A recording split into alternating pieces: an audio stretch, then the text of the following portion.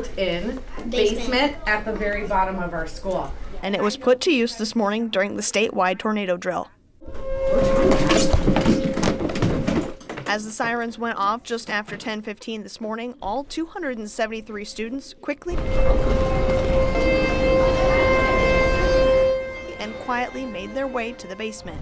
Keep moving, keep your voice soft, girls. Impressively, Very nice job today. it took just over 4.5 minutes to get everyone into the shelter. You know, I think they did really well. It's not always easy to stop what you're doing and just get up and go. What did you see downstairs? Mary Morris is a third grade teacher What else? and has been working at the school for 19 years.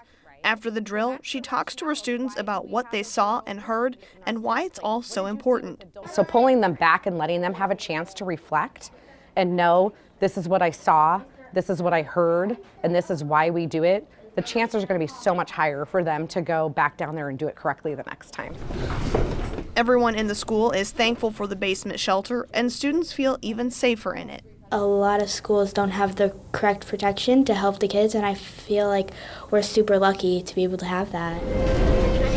Not only do the students appreciate having the basement, they recognize the importance of the drill, too. Like maybe if we didn't know this stuff, we wouldn't know where to go, and it would be harder, and we might not be able to make it in time because they'd have to explain everywhere we have to go. Very nice job staying quiet. And the fifth graders remember how nervous the drills made them when they were younger, so they have some advice to pass along, too.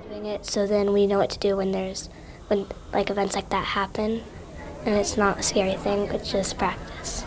Reporting in Omaha, Audra Moore, 3 News Now.